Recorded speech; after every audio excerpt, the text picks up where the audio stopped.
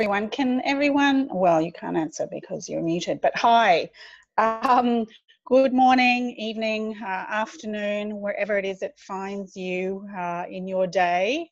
Thank you so much for making the time to spend with us for this hour for the COFEM Knowledge Summit Session 5, where we're going to be talking about connecting gender-based violence, sexual harassment, everyday sexism, and a number of other things. Could we go to the next slide? Thank you so much. So just to quickly introduce the facilitators today, my name is Sophie Reed-Hamilton. I've been around doing violence against women work in humanitarian and development spaces for most of this century, which makes me feel very old when I say that. And prior to that, kind of similar and relevant work in Australia. I've recently put my toe back into the violence against women world here in my home country in Australia, which has been interesting to say the least. So I'll quickly, and also just to introduce, although you probably won't hear from them, our wonderful support team of Divya and Lauren who are helping us. Some folks like myself are technological dinosaurs or klutzes, so without these wonderful people supporting us, we wouldn't be able to pull these things off. So I'll stop there and hand over to my co-facilitator, Inbal. Hi, everyone, and amplifying Sophie's welcome. My name is Inbal Sansani, and I'm a women's personal power coach and humanitarian aid consultant. And we're really excited to be with you today. And just as a way of creating the container for our time together today, we'd love it if you shared your name and what brought you here today in the chat box. So you should be able to see one of those cartoon like talking blurbs at the bottom of your screen if you go with your cursor. So please feel welcome to share your name and your interest in this topic. And while you do that, I just want to take you quickly through the format of today's discussion. So we're going to have a few opportunities to share, and the rest of the time presenting some of the core information about this topic. So if you have any questions during the presentation part, we encourage you to type it in the chat box straight away. And then we're also going to have some space for inner reflection and sharing if that's your choice. So Divya and Lauren will be monitoring the chat box and we'll be keeping track of them. And what we've done as just one more logistical matter is that so that we can get a really high quality recording, we've put everyone on mute. So, but during the opportunities for participation, we'll unmute everyone. But what I'd love to invite you to do is to also mute yourself, just in case there's any background noise, anyone comes into your office, unexpected phone call. So when we do unmute, and we'll do our best to remind you of this, then you'll kind of need to also unmute yourself. So double unmuting. And then you can also, if you have the raise hand function, you can use it, but it's not available on all Zoom programs. And it's totally fine not to use the microphone, just share in the chat box. That's all yours. So we look forward to being with you today.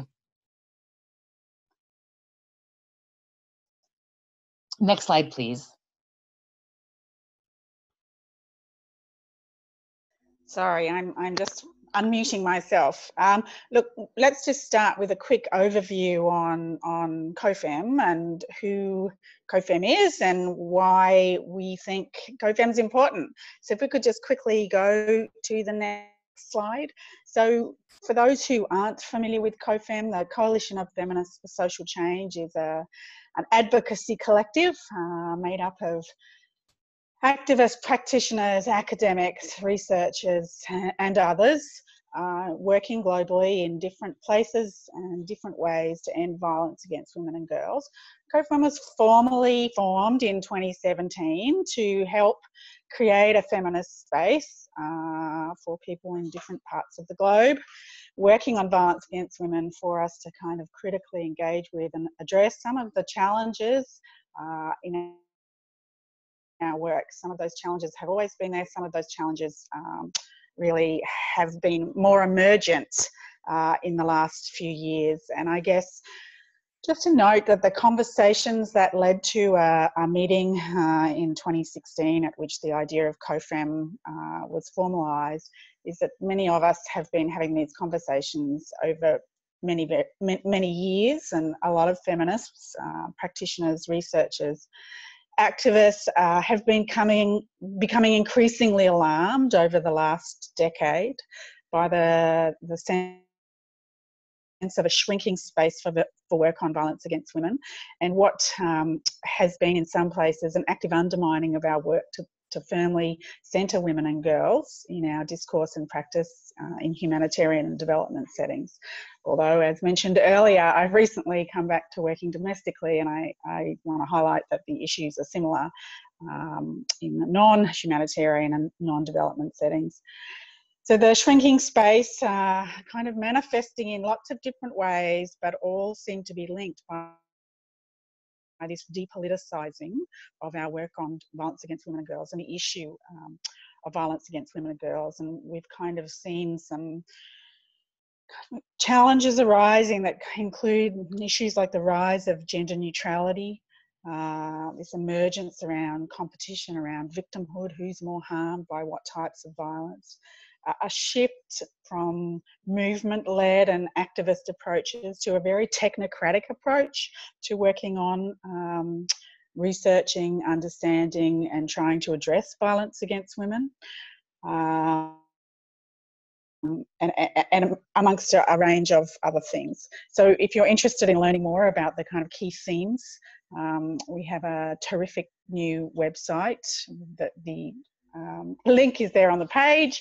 You know, please feel free and have a look around it to kind of explore some of the concerns and issues and ways that COFEM is trying to address them.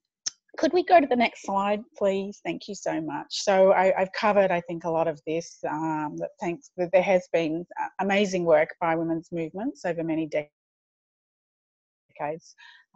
prior to the last three, but in particular the last three as well. But we really are seeing this shrinking space. And I think there's a sense that not only is the space shrinking, but that we're at risk of losing some of the gains that have been made. So, you know, COFEM is needed for us to kind of collectively reassert some of the space and our gains and continue making those gains, particularly where there's been lost space. So we're trying to work to infuse a feminist perspective in violence against women work by reclaiming some space for women-centred, women-led and rights-driven work on violence against women. Really trying to stimulate conversations and share feminist analysis around this key issue that's arisen around how to engage men and boys in violence against women work in a manner that is accountable to women and girls and that keeps women and girls at the centre and women's empowerment and equality at the centre of that work. Noting, you know, the radical transformation that's required for that to happen. We are trying to promote theory and programming that links gender inequality and violence against women and girls, and also to work with allies, working as allies with those addressing other forms of violence and oppression. And for me, it's particularly important that we are able to try and really proactively engage in positive ways with others where our concerns are shared and where we benefit from working as allies, rather than feeling you know, that we have to continually react to what feel like attacks on our space, for us to think about ways that we can work together to do that. So COFEM has put out, only in the last year, it's quite remarkable, a number of learning and advocacy tools These include the Feminist Pocketbook, which we've launched during the 16 Days of Activism, and there is, for those who've not yet seen it, a link to the pocketbook on the website. And there was also last year a paper and videos series that really highlighted and spoke to some of those issues that first brought us all together that I mentioned to begin with. So if we go to and they're all available on the website too. So I will hand over to Imba to talk about the pocketbook and the Knowledge Summit. Thanks, Sophie. So one of the things that I love about the Feminist Pocketbook, and if we could go to the next slide, please, is that really the aim was to make accessible the main issues that we've seen encountered in the humanitarian and development settings that we've been working in, with really accessible tools or tip sheets on key topics that we've come up against again and again, and it's to make some of the arguments much more accessible for researchers and practitioners, and to have a guide that's handy to support feminist-informed approaches to addressing violence against women and girls. So one of the topics is tip sheet 3 is the topic that we're presenting on today, and there's 9 other topics and also an introduction that talks about COFEM's genesis, and also why we're so committed to this critical work. And then next slide, please. The Knowledge Summit that you're a part of is an online learning event. So we've already had 4 topics. And then today is topic 5, and we have one more next Monday. And you'll see on the next slide that you're welcome to register for any of the other sessions. They're all being recorded so that they're available. We're working with so many, we're truly global, so working with so many different time zones. And the Zoom dial-in details are all the same, so you can screenshot this slide, or you'll also find the same details in your registration emails. But there are 5 other topics, and we invite you to join and access as much of this as possible. We're really proud of the Feminist Pocketbook. We put a ton of work into it. We worked on it with the Equality Institute based in Australia. So we hope you find these resources useful. All right. So let's get into the core of our work together, and to really ground us in our topic and its resonance in our daily lives, we want to invite you to take a few moments to journal on any of the following prompts that feel resonant for you. So this is just a few moments that we're going to take for reflecting and sharing. So get out any sheet of paper or even use your computer. And I'm going to read each prompt. And the suggestion is basically to journal, to write as much as you can, as quickly as you can, and just let whatever comes out flow. You're not going to be asked or obligated to share any of it. So the first prompt is, what does everyday sexism mean to you? Or what do you think about when you hear or read this phrase?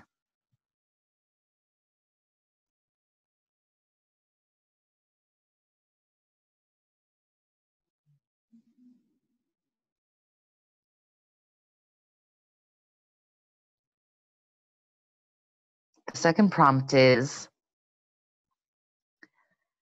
if you consider your daily activities, how has or does everyday sexism impact you in your life? So whether it's decisions, choices, planning work, another way to think about it is, how does everyday sexism impact you on the physical level, the emotional, spiritual, mental levels?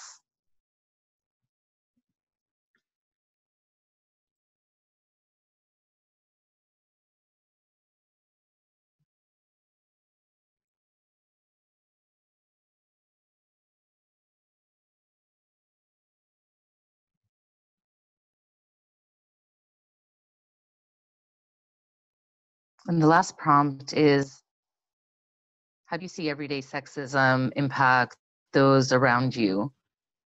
Family, friends, coworkers. And we'll just take another minute.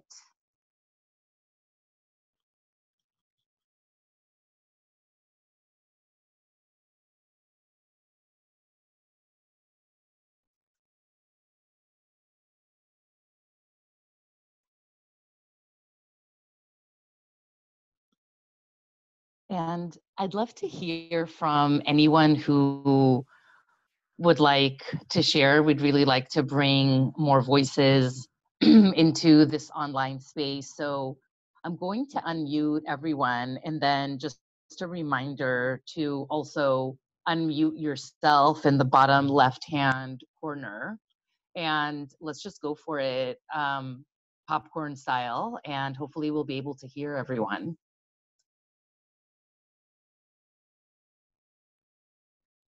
Just anything that came up for you in that very short time we gave you to reflect.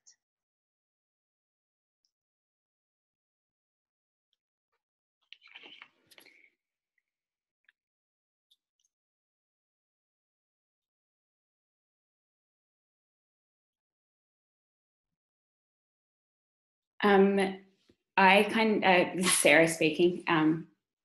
I reflected on I sort of feel biased towards it as someone who works in the sector and has done a lot of work on masculinities. But for me, thinking about everyday sexism, I thought about my reflections on consent, and sort of how that gets perceived by other people. So sort of having an understanding that there are other people out in public spaces that my consent to approach me or to talk to me, or that's not something that will feature in their mind.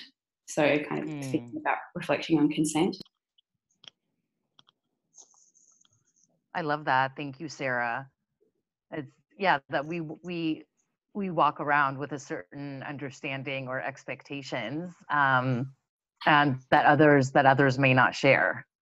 Yeah, and in a way require much better than I did. Level, yeah, requires some level of vigilance. Would anyone else like to share about their own experiences with the term or the impact of everyday sexism? So, Imbolb, this is Elizabeth. Can you hear me? Hey, Elizabeth. Hey. It took me a second, but I was like, oh, I know this lawyer turned to humanitarian aid. Yeah, it's so me. awesome, it's Elizabeth. So. Yeah, so sorry, my name's Elizabeth Grable. I didn't put my last name on the thing. So I think in terms of so thank you for organizing. It's good to see all of the different activists coming together on these important issues. And I guess for me, everyday sexism, I think probably somewhat related to what Sarah was saying, is I think it's for me, I mean, and I think for most women and girls, it's the everyday negotiation that I think you normalize in terms of like when you walk out the door, how you're protecting your body, your bodily integrity, where you're deciding where there's a safe space, whether it's to walk on the subway, when you're out getting a cup of coffee, when you're at work, in public spaces, even in relationships. So I think there's just like a daily negotiation that you make when you're out, you decide what time to come home, or you decide when to take a cab or when to walk outside, things like that. I think that that women and girls do every day. And I think you don't even think about it because you're doing it all the time, every time you walk out the door. And so for me, that's everyday sexism. It's just the everyday negotiation of all of those, of the spaces that you occupy. It could be private, but private and public. and how I think you normalize and internalize all of that. And I think for women and girls, it becomes a sort of a daily pressure, or daily, it's a grind a little bit. You don't recognize it that way maybe, but I think it can become that. Yeah, thank you so much for that. It it really resonates for me, and I think about it's become so normalized in society, and also so normalized for us that it's just part of how, for me, I'll just speak for myself, it's part of how I've learned to function in the world. And like just booking travel earlier today and deciding that even though I'm going to a European city, I don't want to arrive at 11 p.m. at night, because I don't know where I'm going. So not necessarily constantly living in fear, but always checking that things are safe. Is it better to take a cab? And it was interesting. I just saw there was a survey that women in New York spend about $55 more per month on transportation. And part of it is for safety reasons. That's not that we don't usually consider. And then if you are also dealing with everyday racism, it even exacerbates that experience and the toll. Wonderful, thank you so much. So let's move on to the next slide and get into the issue today, and then we'll have more space for sharing.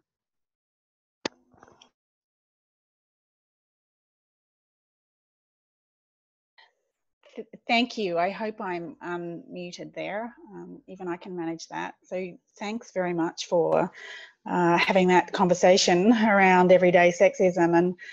And it's interesting, this notion of everyday, because as women, we all know what that means. We know what everyday sexism feels like. We know what everyday violence looks like. But interestingly, it's still a concept that gets challenged. And a couple of times I've used the term everyday violence that women experience, for example, when writing. And I've had editors come back and say, what's your source for this idea of everyday violence? So it's an interesting idea that we all are so familiar with it, yet it's something that there's still this need to somehow prove or cite or have references in our writing to prove that everyday sexism and everyday violence exist. So let's move on a little bit to talk about the issue that's the topic of the tip sheet and why we want to talk about it. So bear with me a little while I'm going to connect a few dots. I might seem to go off on tangents at times. That is my way. So I apologise in advance. But recently, and at a scale never seen before, women across the globe have been publicly speaking out and disclosing their experiences of violence, harassment and sexism. And I think that collective voice of women's shared experience is incredibly powerful. It has brought attention and shone a light on the kind of endemic and widespread violence, harassment and sexism that permeates women's lives, and also on women's demands for change. In the past, we know this violent, and I mean even in the very recent past, this violence has still been considered a private matter, and to speak out has been rarely in the interests of the individual woman or survivor. Just to note too that many women continue to live with violence day in, day out, year in, year out, and don't have access to the means to leave that violence or to access any platforms to speak about it. But the collective truth-telling that we're witnessing is providing us with a tremendous opportunity, I think, to build consciousness and solidarity amongst women. And hopefully we can use this moment in time to catalyse change at a scale that we haven't seen before. But to do so, I think we need to make sure that the foundations and the real issues that enable all of this spoken and unspoken violence are surfaced. If we don't, beyond some measure of justice being afforded to some survivors, through courts or other justice mechanisms. We're just going to go back to business as usual, and everyday sexism will continue. So I do think it's worthwhile to reflect on and surface some of the relationships between all this violence and between all this violence and gender inequality. And while for some of this might be our bread and butter and what we breathe, it's not for everyone. And so these are conversations that we need to have wherever and however we can. So I'm going to talk about a few different dots, dot connecting, and in particular the importance of making explicit the relationships between individual experiences, acts and perpetrators. The dots between different types of violence, and the relationships between violence that happens in different places. And for all of this violence, the connections between it and the structures that enable it. We're also going to speak a little about how all violence against women matters, is connected, and how it's driven by a system of power and oppression, in which sexism is the foundation. So if we could go to the next slide, please. So let me speak first a little about connecting the dots between these individual acts, experience and perpetrators of violence. I think early feminist practice with women and feminist scholarship, grounded as it is in analysis of women's lived experience, showed the way in which violence was not about individual women and individual men, but rather embedded in a system of power and oppression of women. However, despite this, we see this kind of ongoing attempt to locate the problem of violence with individual women, or in some cases, to locate the problem with culture. Whether it's about what she did to put herself at risk of that sexual assault by wearing certain things, or not taking that taxi that Inbal was just talking about, walking alone at night, walking across a field, or what it was she didn't do that led to the beating. The idea that violence against women is about individual women's behaviour, or a few bad apples, individual men, think Harvey Weinstein, or that group of soldiers with poor command and control, it's still a pretty commonplace view. Conversely, other forms of violence against women, such as child and forced marriage, genital cutting and mutilation, are located not so much with the individual but with the culture. But in those ways, they're kept separate from other forms of violence against women. So the ways in which our shame and victim blaming still operate to silence individual women and girls pretty much everywhere, and the way in which individual women who are raped or beaten or coerced and controlled still internalise that they're the ones who should be ashamed, that the violence is somehow still the fault or the problem of the individual or the inevitability of culture. So individualising the problem or blaming culture doesn't alter the social reality that women are oppressed and women are beaten and women are raped. Women are treated as property as one means of controlling them. So I suppose we need to always keep our eye on the goal of social change in our work on violence, both in our work directly with survivors, so that they hear the messages that they're not alone, they're not to blame, it's not about them or their failures or faults or flaws, and that this happens to other women because they are women, as well as in our work to transform the inequalities that manifest in our laws, institutions and norms that perpetuate this violence and oppression against women. So I guess those familiar with different feminist analyses and models of working with survivors have an understanding that this idea, this old-fashioned idea perhaps, that the personal is political, and the way in which individual acts and experiences of violence are connected to each other and to the structural oppression of women, and to other intersecting oppressions linked to race, ethnicity, class, caste, disability. But this is not obvious to everybody working on issues of violence, particularly as we see more and different groups and organisations becoming involved in violence work. We sometimes assume that they share feminist analyses, but the reality is that they do not. So lots of women are using platforms and movements such as Me Too to give voice to their individual experience of violence and harassment.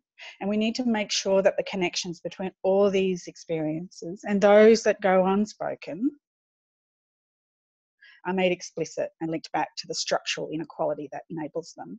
If we don't make these connections, violence will continue to be the problem of individual women and individual perpetrators or individual cultures, and not seen as a fundamental issue of women's human rights.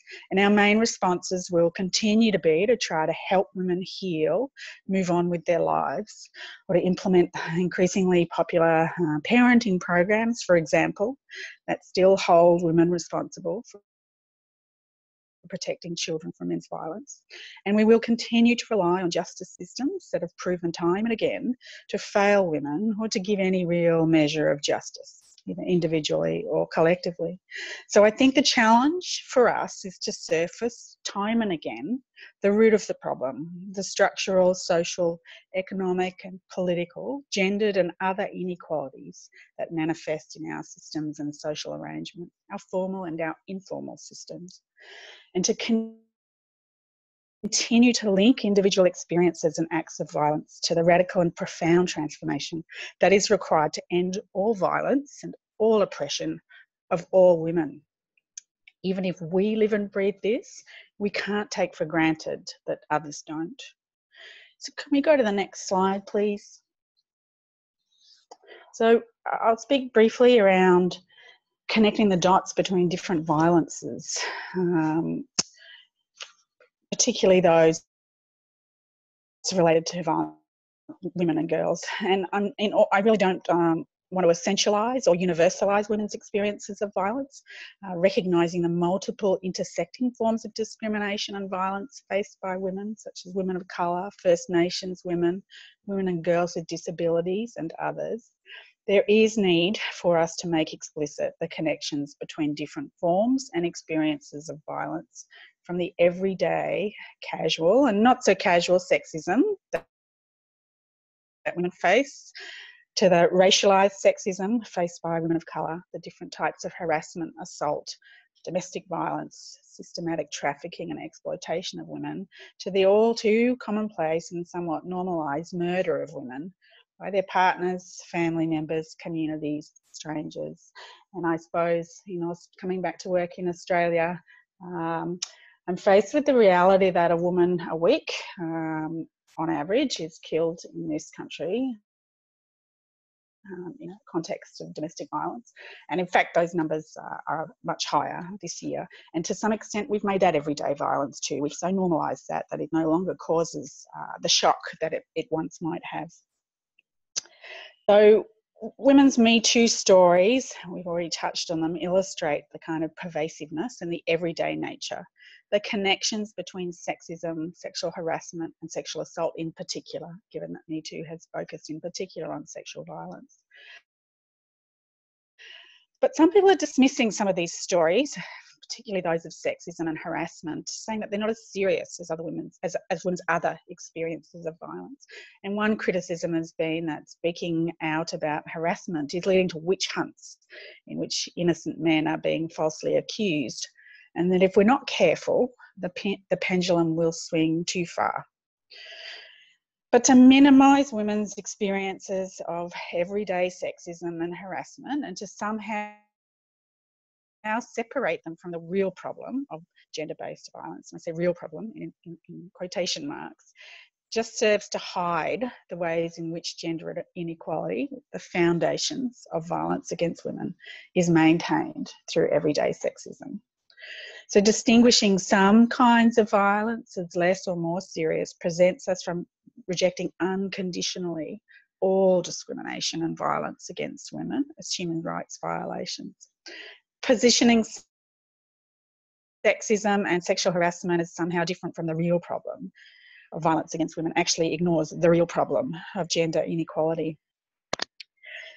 So failing also to acknowledge the different ways in which women experience violence, discrimination and sexism because of their ethnicity, their colour, their class, ignores the real problem of other inequalities that shape women's experiences of violence. So all violence against women matters, all sexism matters, all the manifestations of inequality matter, and all of it is connected. It matters because how we frame and understand violence against women, harassment, everyday sexism determines whether and in what ways these issues are acknowledged, discussed, and addressed. So working to end violence requires us taking everyday sexualised harassment and sexism seriously and seeing how they form part of the structures of oppression. So we need to surface these connections in order to tell the whole story. Otherwise, only part of the picture is there and only partial solutions are visible. So if we could go to the next slide, please. So I'll just talk about this final kind of set of dots that we need to connect, which is between the places and the contexts of violence against women. Increasingly, stories and attention is coming out on violence against women in specific places and locations, industries, context. So, for example, the film industry, refugee camps, universities, workplaces, homes. And in fact, I was reading just this morning about the discovery of sexual violence against women in the Afghan women's football team. So there's a new site of violence discovered.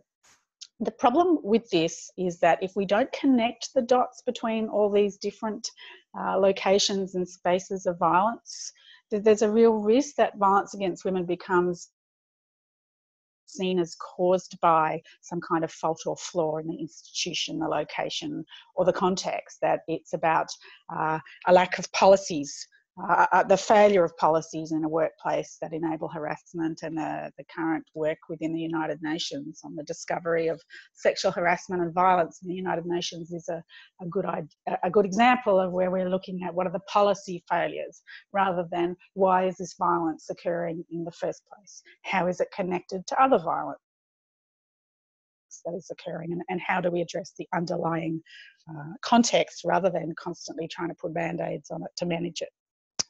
So I think it's really important that doesn't mean we don't give specific attention to the different types of violence occurring in different places, acknowledging the various different and specific risks that may emerge or exist in different places or contexts, and the different experiences of women of violence in those contexts. So I'm not saying that we ignore them, but we also have to make sure that we don't render invisible the patriarchal foundations that connect all of this violence, that reveal to some extent the whole picture and the inequality, because I can see these discourses and practices arising where the problem is being seen as just about a place or a group or a workplace culture rather than being connected to other forms of violence against women and the inequalities that drive it.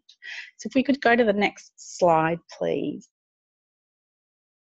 So this kind of brings us back to some extent full circle to the conversation that we were having before I started speaking around all these dots that need connecting, and that is the way in which gender inequality has become so normalised that it goes totally unrecognised, and how for those of us working on violence, we need to continue to make sure that we surface the normalisation and we challenge the normalisation of gender inequality.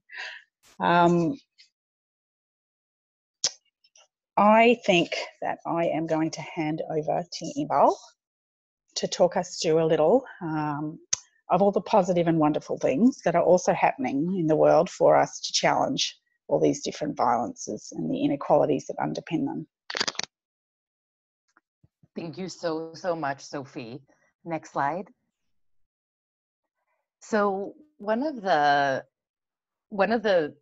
aspects that we wanted to highlight in this discussion around what is taking place is the role of feminist activism in ending sexism and sexual harassment and other forms of GBV. And we have we can just go through the next few slides, because what we really want to bring to show is that women's movements and feminist activism have been taking place for decades, and that feminist activism and the role of civil society makes a huge difference when it comes to ending violence against women and girls. So this is a picture, well, it's so gorgeous, and it's also, I love that it's in black and white, but this is women in India fighting for suffrage. And you know, we know that like women were a huge part of the Arab Spring. So women all over the world in their context. I'm originally from Israel, and there was such a powerful strike there yesterday about domestic violence. So these movements that are actively calling for an end to this culture that Sophie spoke about, that we're all aware of, that justifies and normalizes men's use of violence, whether it's a brother's or a stranger's or a boss's. And that not only are women all over the world speaking out about this, about the violence and the other forms of disempowerment that we experience based on race or religion or caste or ability, but that we have been doing so for centuries.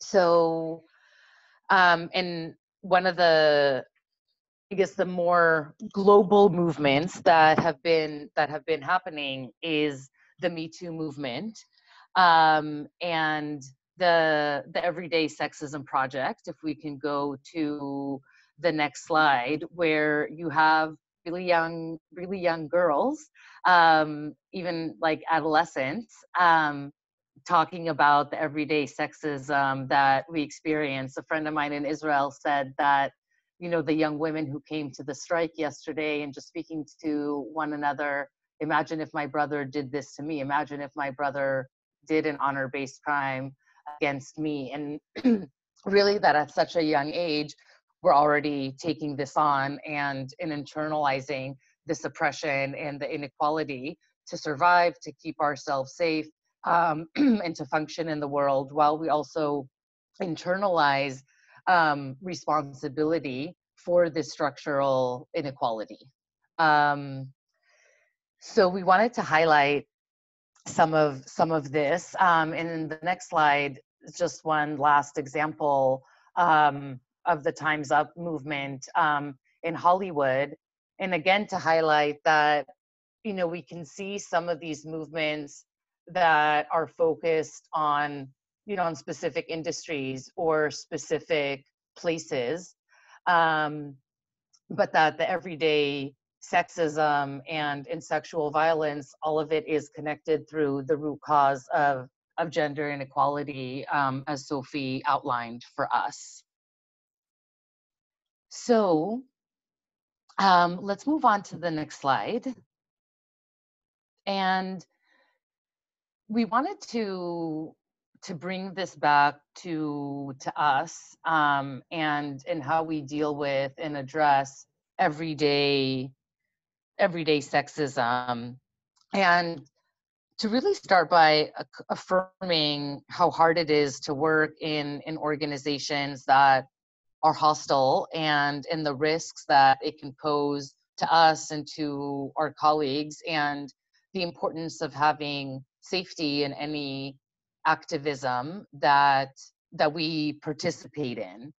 You know, some of the things that, you know, at least in the US, when there's so many opportunities for protests, that there's some people who are unsafe in crowds, or who are very sensitive to having a lot of people around, or to noise. And so different ways that we can address and deal with everyday sexism that may not mean being in the streets at a protest. So one of what we wanted to do is talk about some of the ways in which we call out everyday sexism, and some of the challenges in doing so, whether it's within an organization, in your family, among friends, or the larger community, online, and just hear about some of some of your experiences.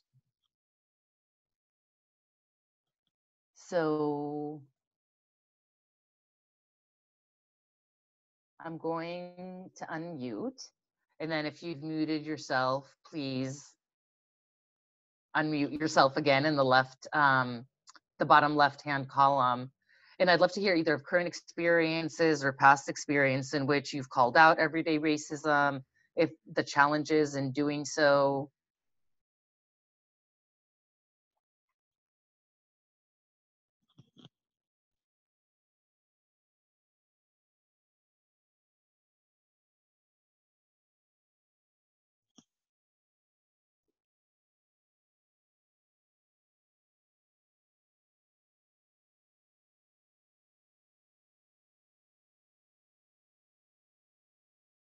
I just had an experience when my whole family was together, and the 18-month-old nephew touched the 5-year-old niece's butt, and his mom said to him, you know, like not to do that. And so we kind of started talking about, I mean, he's 18 months old, he didn't do it, but then someone else in the family made some comment about like, oh, make sure that that doesn't catch up to him when he's later and running for office. And it's like, hey, we're just teaching this kid to, you know, to honor boundaries. And you know, and suddenly it became this whole like you know, we're teaching the kid about consent and also teaching her that it's okay if she doesn't want people touching her in a certain place. So this was just in my family a few weeks ago.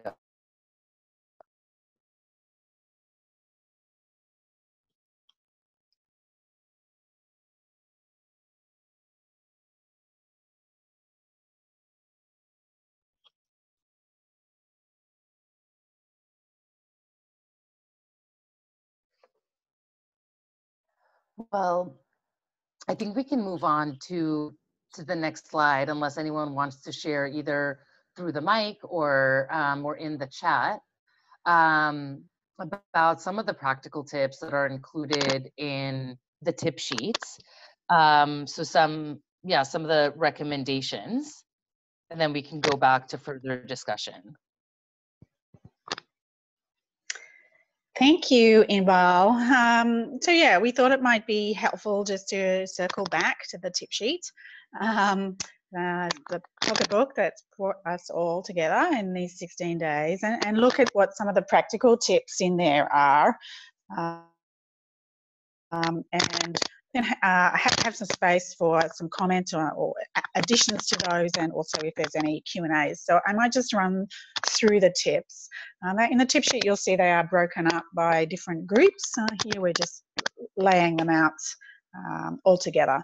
So one of them is that we build a strong understanding of the relationships among sexism, sexual harassment, and other forms of GBV, and make sure that it's clear the way in which gender inequality is the root cause of male violence against females. And again, that may be common knowledge to some of us, but it isn't for everyone. And so we're asking people to keep those conversations happening in their workplaces and in their personal lives. Another tip is to advocate for gender equitable policies in the workplace, including zero tolerance policies for gender-based violence and gender-based discrimination. And I guess, again, to use the recent example of the discovery of sexual harassment within the United Nations is a good example of the way in which an organisation might be working on issues of violence against women externally, but internally there is a total lack of awareness, policies or systems in place to deal with harassment and violence against women within the organisation itself. So I think this is a really important practical tip. Another one is for those of us focusing in our work on one form of violence against women, gender-based violence, whether that's sexual harassment, domestic violence, sexual assault, violence, sexual violence against women in conflict, whatever it is, that we make sure we're collaborating with those who are focusing on other types of violence against women. Make sure that there's dialogue and collective action around the issues of male use of violence across all of our work. But I will also add on there to be collaborating with those who are working on other forms of violence and working at the point of intersection between violence against women and other forms of violence, so that we can strengthen our collaboration and our work to the same goals. So the next slide, please. So this is another practical tip to speak out when public acts of violence occur in, I suppose, in your community, but also in your workplace or your personal life, and bearing in mind that that can always bring with it risks, and we're always mindful of what those risks are and the ways in which we can do that safely. I suppose sometimes, as we probably, many of us have experienced, speaking out, even when it doesn't put us at any physical risk of harm, it certainly puts it at other forms of risk. I know I've certainly spoken out and have either said or implied, here she goes again. So I know that we take risks every time we speak out.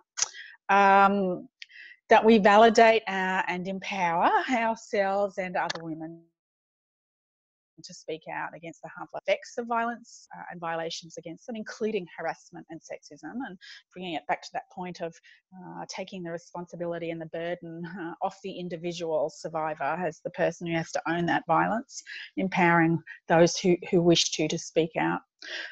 To support women who do speak out, and I think there's lots of different ways of doing that depending on our relationship to those women, but in particular by putting in place measures and processes to protect against backlash.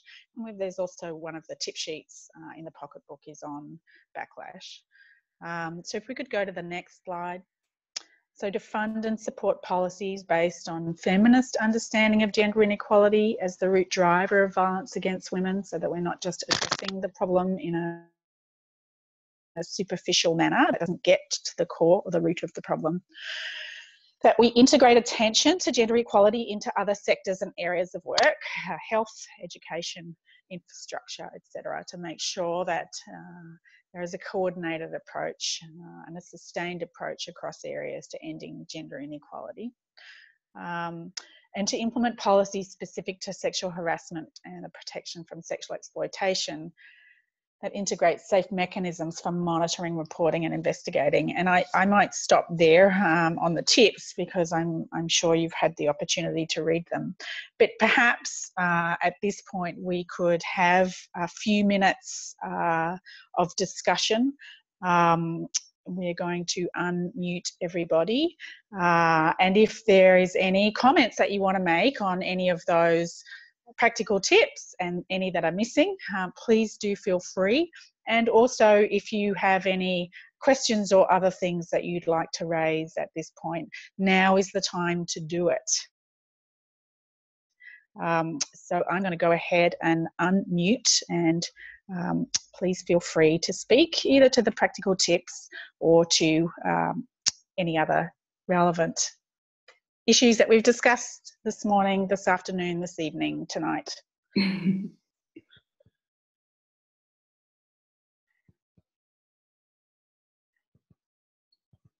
Hi, this is Lauren. I just wanted to bring up something that I've been thinking about a lot recently, which is unequal power dynamics just in our daily lives and in the workplace.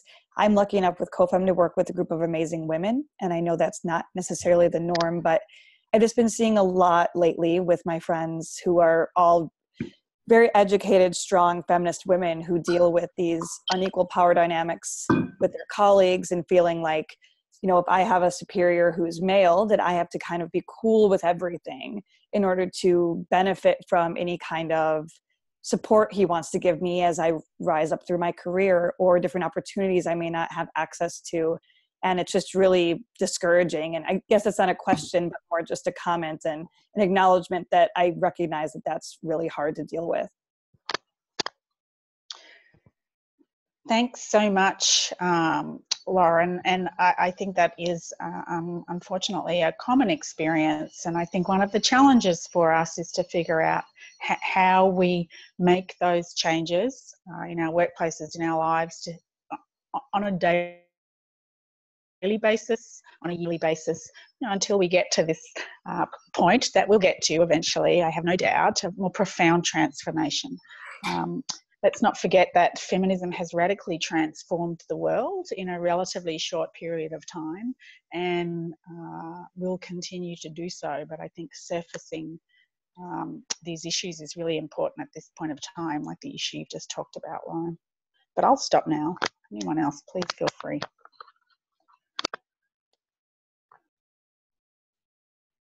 Another point that I was just thinking about is, and Sophie, you might have seen this, but in Australia, there's been a bit of a backlash from women against the Me Too movement. And on one of our kind of mainstream commercial morning television shows, there were a couple of women who'd come together and they've come out against the Me Too movement in defense of men. So I think, and this links to one of the other tip sheets, but just thinking as well around how do we engage that conversation without alienating women who at the moment are standing on the other side, and how do we have conversations with those groups without sort of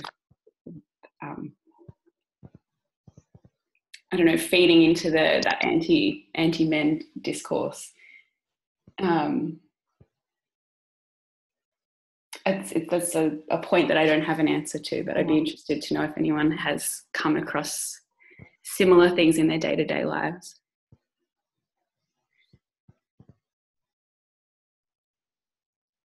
Thanks so much for that. I'm going to see if anyone else wants to speak to that. That's such an interesting issue, isn't it? This kind of support for the against, I suppose, Me Too and the issues that we're trying to raise by other women. Does anyone want to speak to that?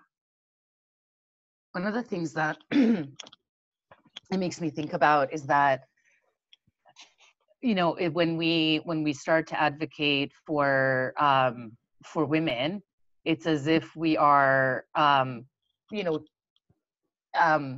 putting down men. And I think that part of the problem with that discourse and, that men need to be defended is part of the patriarchy, that it's set up as this binary where we can't all have rights or all have safety. And and I see like a correlation also in white supremacy work, where asking, that it's, acknowledging that some people suffer, is acknowledging that, that there's a larger system at play, in that all of us are part of that structure. And also seeing that, in so many ways, one, that women can abuse power too.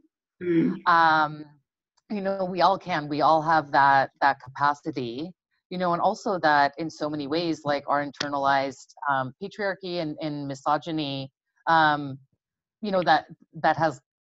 has made aligning with men safer and easier because they're powerful.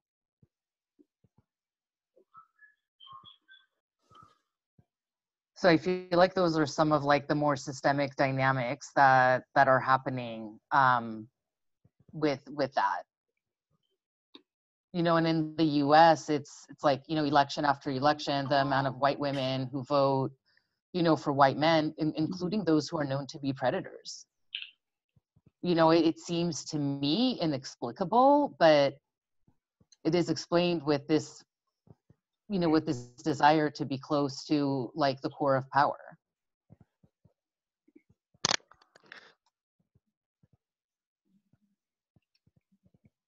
Thanks so much, Annabelle. Did you want to add anything? Or if anyone else has other... No, I know. I'm conscious that we're now up to an hour, and that people, you know, may have other things they need to do, like go to sleep for some people. Blessedly for the couple of us here in Australia, this is one of the few times that we get to be online at a reasonable hour and not 11 p.m. But I'm very conscious that for others it's very early in the morning or late at night. So, I mean, perhaps we could invite one or two last thoughts or comments before we wrap up.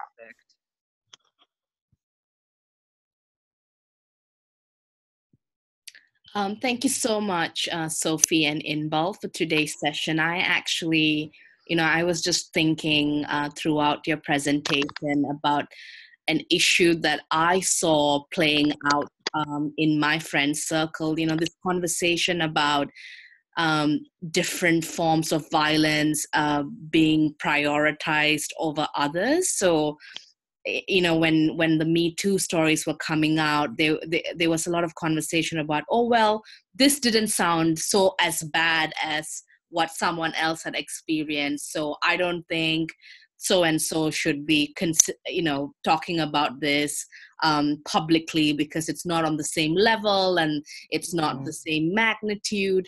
So that made me think a lot about how, we tend to sort of view different forms of violence as separate, and we don't look at, what you were saying, the gender inequality that underpins, GBV, sexual harassment, and everyday sexism. And it's quite clear in the way, people reacted to the Aziz Ansari case. For a lot of people, that was just a date that went wrong.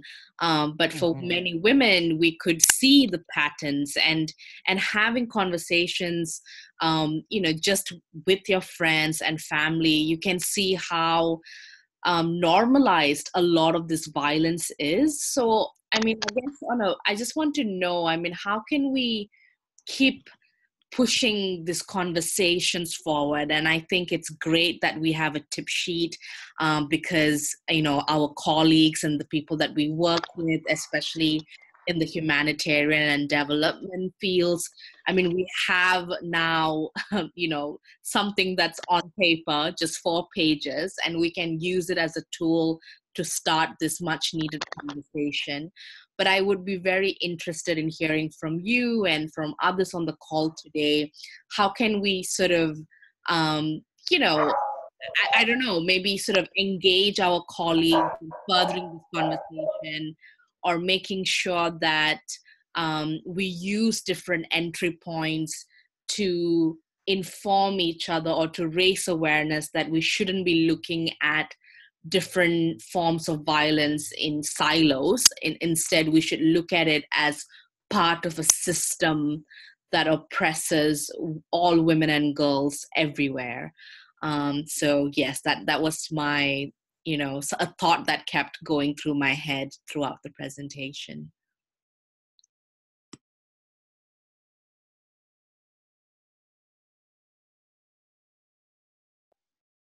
Thanks so much, Divya. I feel like, perhaps we need to look at more formal ways of continuing this conversation, but also think about what resources it might be helpful for us to develop collectively to help people have some of these conversations in their personal and their private lives, because this is kind of foundational to our work, and I think we all recognise it, but we all also struggle in lots of different contexts to have the conversation and move forward.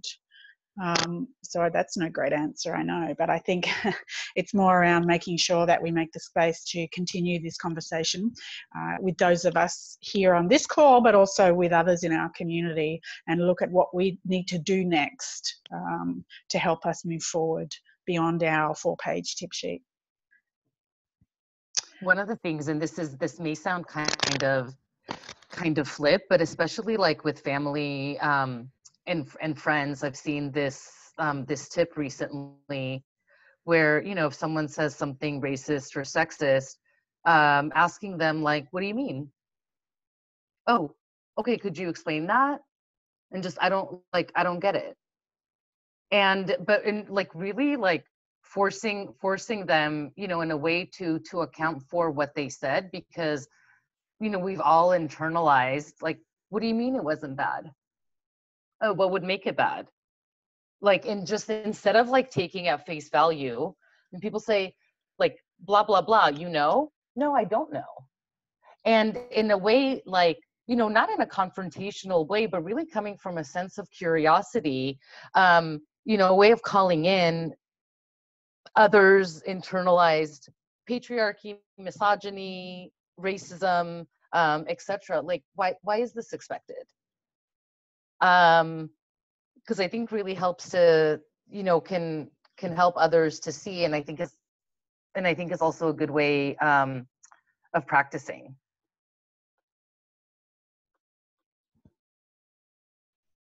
Thanks, Inbal. I think that is an excellent suggestion, and I think, you know, the older I get, the more I find engaging in conversations with a sense of curiosity to understand why it is you think that or believe that is a far more productive way sometimes, not always. Sometimes you just need to disagree or have a protest. But at times it is a far more productive way of engaging people in these conversations. But I am conscious that we're over time. Yeah, so let's sorry, Sophie. No, go ahead, Inbal. Yeah, so let's go to the next slide. And for those of you who joined us today, and, you know, and for those of you who have been to some of the other sessions, we would be so grateful if you can take a few moments to complete the feedback questionnaire. The information is totally anonymous, and Lauren put the link in the chat so you can open it directly on your phone or computer. And again, it should just take a few moments. And we're so grateful that you joined today. I hope it was valuable for you, and really wonderful to see familiar faces and from the same countries. So we'd love to stay connected. You can follow us on Twitter, LinkedIn, or email. And COFEM is for all feminists, so any suggestions, involvement, and feedback are warmly welcome. And we'd love to stay connected and for you and your community to join this movement. Thank you so much. Thanks, everyone. Take good care.